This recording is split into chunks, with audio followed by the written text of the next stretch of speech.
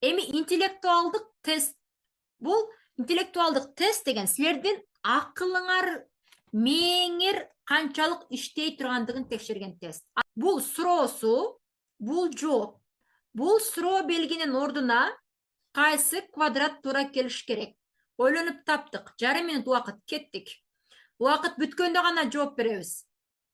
Наргиза 5-чи, Шерболсун 5-чи, Жасмина 5-чи.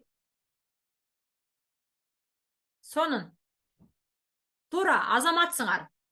Катар менен келгенде 5-чи жооп туура келет, Азаматтар. Силердин мээңер сонун иштеди. Икрамидин 5-чи. Жакшы. Кийинки 2-чи тапшырмабыз эми. Бул суроосу кутушунда эле. Бул суроосу, бул жообу. Кайсы суроо бергенин ордуна кайсы жооп туура келет? 5 секунд убакыт берейин. Бул 5